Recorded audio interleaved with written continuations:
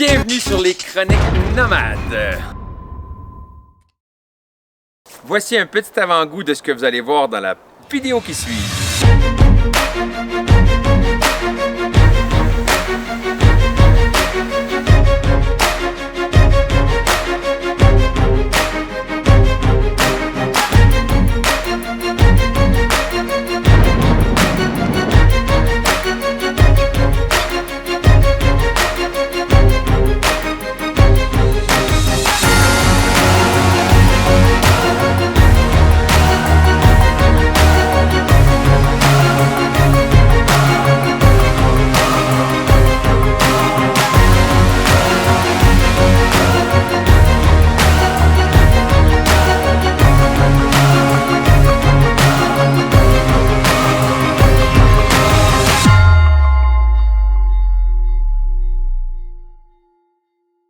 Je suis dans le coin du Dakota. Dans le Dakota, c'est le début de mon voyage, ça. Je suis en Arizona, pris depuis une semaine sur le bord d'un réservoir en attendant ma pièce. Je vous l'ai peut-être dit dans la vidéo précédente, mais mon alternateur est mort. Je l'ai fait sauter en lui demandant trop de charge de mon inverter. Donc là, je suis pris ici depuis une semaine. Je voyage pas, j'ai pas trop de choses à filmer. Fait que j'ai décidé de faire une petite randonnée. Il y a la petite fille qui s'en vient. Vite avec Kira. Oh, les roches sont pas faciles ici, les roches volcaniques, c'est dur pour les pattes. Vite.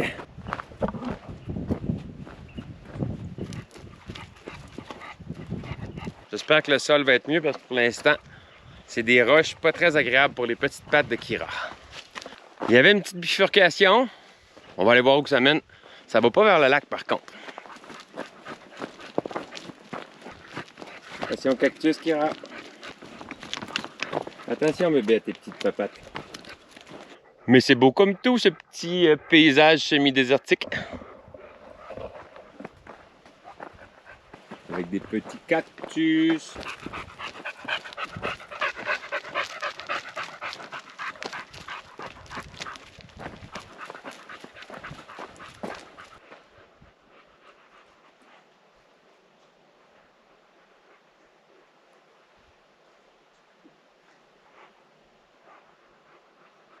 C'est que de la pierre volcanique partout au sol.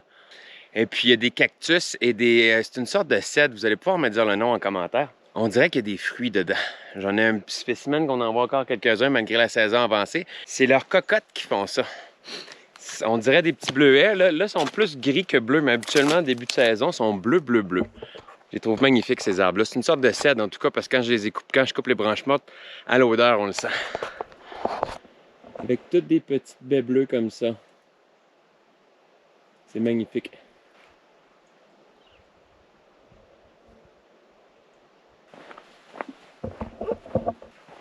Oh, Kira est là. Oui, va, Kira.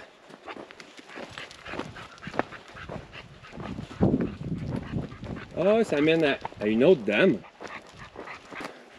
Oh, l'autre côté, ça a l'air impressionnant. Kira veut aller se baigner.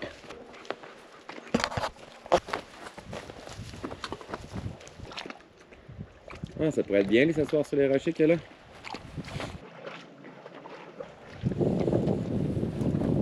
Quand je vous dis que c'est des pierres volcaniques, regardez-moi ça, ces pierres-là. Comment elles sont étranges. Bon, je vais aller m'asseoir dessus, mais ça n'a pas l'air très confortable. J'ai le goût d'aller voir l'autre côté, qu'est-ce que c'est. La dame a de l'air particulièrement vieille. Fait en gros métal. Je pense qu'elle est faite pour retenir des bonnes charges d'eau qui arrivent rapidement. Juste aller voir la forme.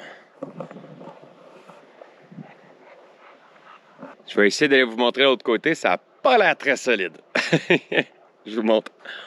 Vraiment pas l'air jeune. Il y a de la vieille maçonnerie, du métal. On dirait que ça date du pont de Québec ou de la Tour Eiffel. Ça retient une bonne quantité d'eau par contre. On voit là-bas là, la maçonnerie qui n'a pas de l'air jaune du tout.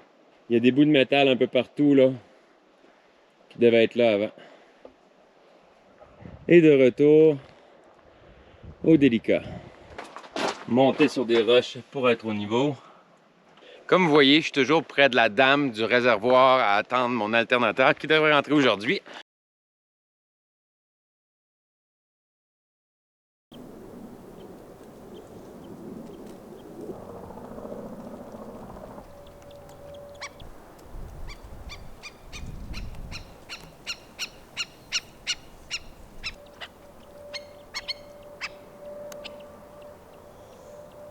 Bon, bonjour tout le monde. Donc, c'est le moment de changer l'alternateur. Je suis au garage. Le monsieur, il m'avait dit, bon, on connaît pas ton modèle, fait qu'on va te changer l'alternateur, mais tu commandes la pièce. Tu la payes, tu prends le risque. Et puis, si ça prend 1 heure, 2 heures, 3 heures, 6 heures, 3 jours, tu dois payer. Donc là, je suis allé voir ce matin. Il me chargeait 125 $ de l'heure. Fait qu'on s'est entendu, peu importe le temps que ça prend, pour 250 US. Donc, c'est 2 heures de travail, mais il faut que je le paye en argent. Fait qu'on va voir ce que ça donne. Je suis un peu nerveux. Ça m'énerve. J'ai demandé pour travailler avec, mais il aime mieux travailler seul sur le véhicule. Ça m'aurait permis de connaître un peu mieux mon véhicule. Donc, on verra bien. Le petit délicat qui est là, mais il n'y a personne qui travaille dessus, apparemment. J'ai proposé une vidéo d'un mécanicien qui connaît beaucoup les délicats, qui montre comment enlever un alternateur et tout. Au début, l'orgueil du mécanicien, il n'a pas voulu le voir. Ensuite, il m'a demandé d'y montrer le lien. Pour moi, il est en train de le regarder. Parce que c'est assez compliqué, il faut ôter les straps, il faut enlever de l'huile, il faut faire... c'est ça, c'est pas comme un alternateur standard. Petite mise à jour, j'ai pas pu filmer le changement de l'alternateur. Il y avait tous des heures de bœuf là-bas. Il y en a pas un qui était capable de sourire. Je leur faisais des sourires, il voulait pas que je reste autour. C'était une ambiance de marde. Je vais vous le dire comme ça. Donc, j'ai pas pu filmer. Là, mon alternateur est là. J'ai de nouveau mon voltage. Tout me semble bien aller, en espérant que ça continue. On va voir, là, je me dirige vers une ville près de Las Vegas.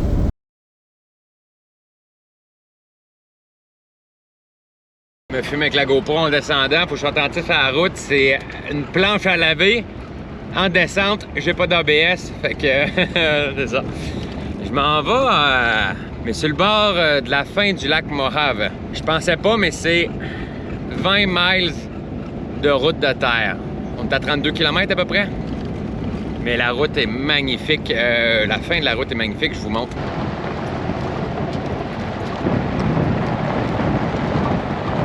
Pas d'ABS, ma petite panne, hein? En descente avec une planche à laver, faut pas que je tourne trop les roues puis où je freine. Disons que le devant part un petit peu. OK, la route était de la merde. Mais je me croirais sur le bord de la mer. Il y a des vagues, ça sent la mer. Mais c'est pas de l'eau salée, en tout cas, c'est pas supposé. Là. Regardez-moi ça. Les vagues, les montagnes. Bon, ben pourquoi pas un peu de musique avec des belles images? Je pourrais vous en parler pendant des minutes et des minutes. Mais pourquoi pas une belle petite chanson avec des belles images? Vous savez comment j'aime ça faire ça? Je pense que vous appréciez aussi.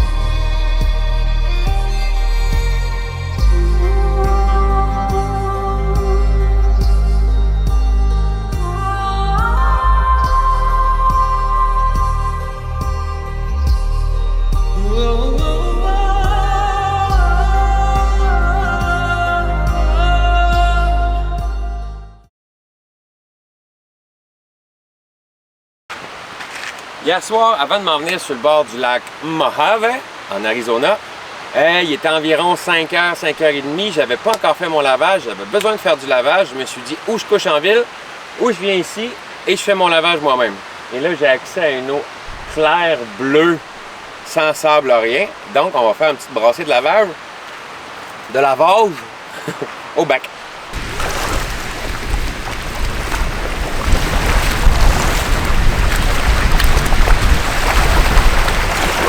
Savon biodégradable, mais quand même, pour ceux qui seraient tentés de me le dire, je vais aller au moins à 20 mètres de l'eau pour le savon, même si c'est naturel pour jeter l'eau. Ouais, 20 mètres, mettons une quinzaine.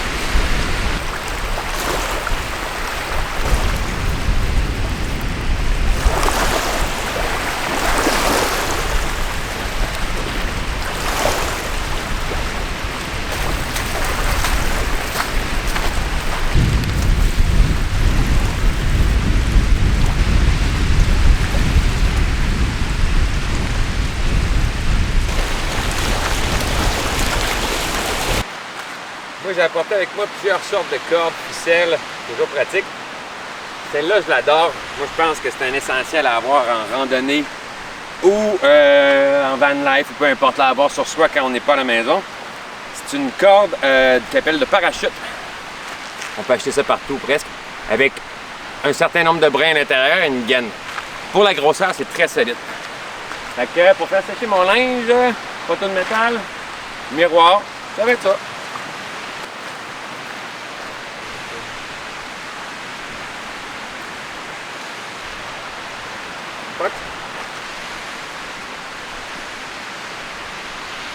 Et voilà, là, il faut que j'aille chercher ma caméra.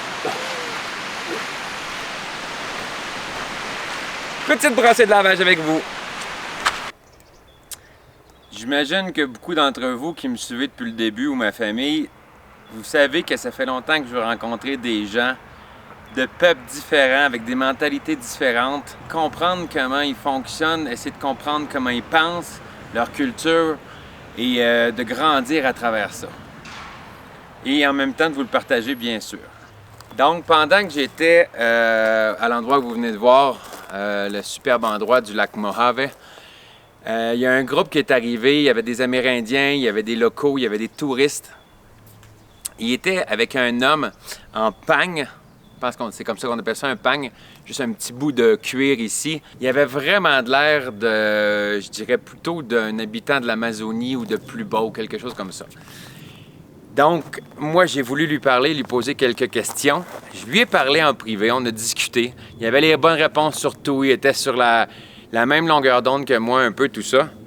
Et je lui ai fait la demande d'une interview de quelques questions. Sur le coup, il a répondu oui. À travers les discussions que j'ai eues avec lui et l'entrevue, je me suis rendu compte de quelque chose.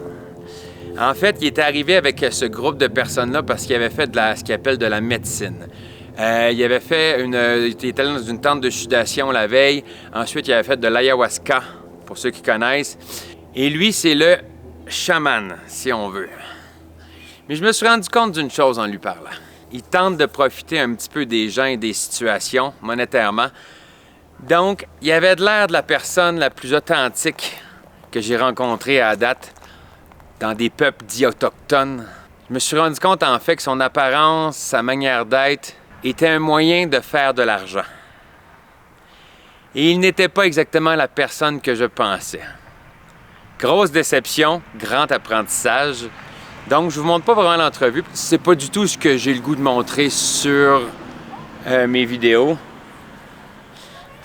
Bon, j'ai été coupé. Donc, c'est vraiment pas ce que j'ai envie de montrer dans mes vidéos. Une personne qui s'habille comme ses ancêtres, ou peut-être même pas comme ses ancêtres, mais qui veut se donner l'image, qui attire la mentalité New Age. La trappe que les gens qui veulent grandir en conscience ne doivent pas suivre. Donc, après avoir discuté avec lui, je me suis rendu compte que c'était pas du tout l'homme que je pensais. Il demandait beaucoup de choses, il prenait beaucoup de choses. Je suis allé leur offrir un peu de sirop d'érable. Tout le monde a pris une cuillerée, il en a voulu plusieurs, il en a mis sur des biscuits ensuite. Il a voulu toujours abuser et prendre un peu plus de tout. Donc, j'ai appris à ne pas se fier à l'habit comme dit l'expression, l'habit ne fait pas le moine. Donc, je vous montre quelques images. Vous allez comprendre pourquoi j'ai été attiré pour lui poser certaines questions dues à son habillement. Mais bon, c'était pas celui que je pensais. Donc, je pense que je vais me garder une petite gêne les prochaines fois et je vais me servir beaucoup de mon observation. Et au lieu de m'emballer, je vais essayer de me fier à mon ressenti. Oh, soleil, soleil, soleil, soleil, soleil, soleil! Ouais, on est le matin, je viens de trouver de quoi sur mon pain. Les guêpes sont voraces ici, j'espère que c'est des guêpes, mais ça ressemble à une petite souris. J'espère que j'ai pas de petite souris dans ma vanne, tabarnak. Oh, je sacre. Je vous montre. Ça. Puis ça. Tabarnak. C'est parce que le pain, il est là, c'est dans les airs, il était là, là. Comment qu'il y a une petite souris qui a pu monter là? Bon, ben, c'est confirmé. Là, je vide mon char au complet. J'ai une petite souris dans ma voiture. Bon, par chance, j'ai pas beaucoup d'électronique. À part mon frigo et tout ça. J'ai trouvé des micro-caca à des places. Il n'y a presque rien de manger, mais là, il va falloir que je fasse la chasse aux souris. Ça me fait un peu chier. Salut tout le monde! Welcome to Las Vegas! Donc, je suis en route, je suis déjà dans la ville, je m'en vais voir la strip, comme ils appellent. Petite vidéo. Oh, je viens de me laver les cheveux, ça paraît. Il vole dans le vent. Donc, je suis à Las Vegas. Les stationnements que je cherchais un peu partout pour me stationner gratuit ou pas cher avec une douche sont tous fermés. C'est pas la saison. Fait que je me suis trouvé ça ici. J'ai demandé à quelqu'un qui est là avec son campeur. Il dit, il n'y a pas de problème. C'est pas sécurisé, mais c'est pas grave. À côté d'un beau gros camion. J'ai besoin de sauver de l'argent ces temps-ci, là. Ça me coûte trop cher, mon voyage. Fait que dans le fond, la strip est juste l'autre bord, là-bas. Juste à côté. Bon, je me suis mis beau. En tout cas, le plus que je pouvais. Oh, les lumières. Non, non, non, pas du tout. Je m'en vais en ville dans pas longtemps. Kira pense que je parle à quelqu'un. Maintenant, je parle au téléphone. Fait que dans à peu près une demi-heure, vers 8 heures, je vais aller en ville. Je vais fêter un peu. Je vais aller au casino. On va voir qu'est-ce qui se passe. Fait que ça va être vraiment cool. Ça va faire du bien. Kira va rester dans la voiture, mais c'est la première fois que ça arrive depuis le début de mon voyage. Puis ça va me faire du bien. Aller fêter avec des humains. Bye! Je suis à Las Vegas, je m'en vais sur la strip, j'arrive, mais je suis un petit peu haut. Mettons, on va dire à peut-être 4 km et demi du Bellagio. Mais dans le bon sens. Puis c'est étrangement calme. Bon, ben là, juste pour faire mentir, il y a un gros pick-up qui passe. Qui tire un char de saut. Regarde, c'est les chars faits pour sauter dans les airs, mais il y avait la roue croche, fait que ça n'a pas marché son affaire. Bon, fait que c'est ça. Hey, je vire ça de côté un peu. Je suis pas encore dans la grosse place, là, mais ça commence.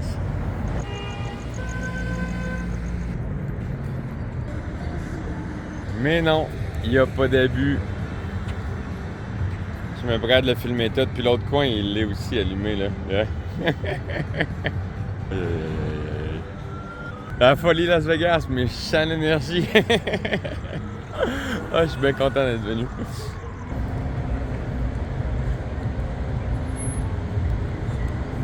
Ça, c'est du Las Vegas. La rue donnait sur une passerelle et la passerelle donnait sur ça. Aïe, aïe, aïe. J'adore l'ambiance. C'est inconnu pour moi.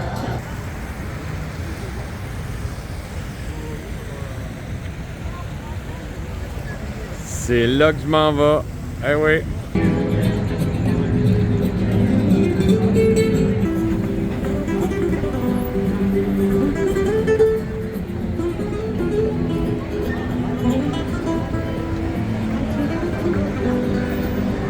Direction César Palace.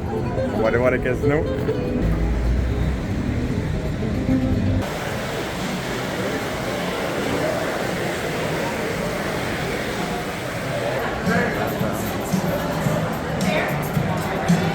Savez-vous quoi, là?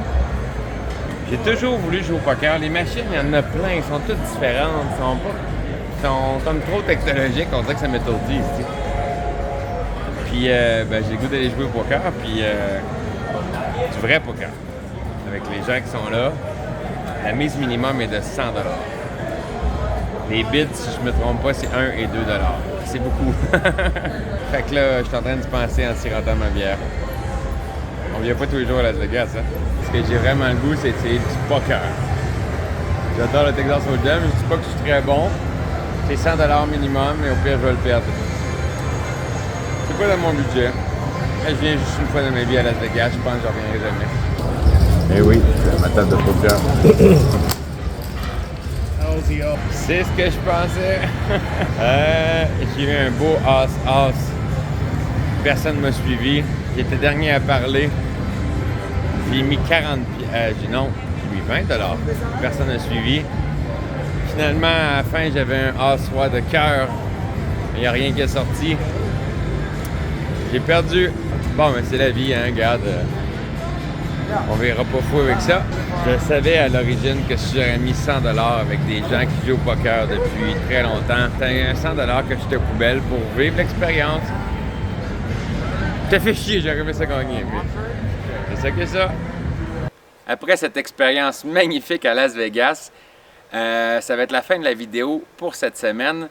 Je vais rejoindre ma mère le 12 octobre à Los Angeles, aller la chercher pour descendre faire la Baja California. Entre-temps, j'aurai pas beaucoup de choses à visiter. J'ai une idée. Pourquoi pas faire un FAQ, un FAQ?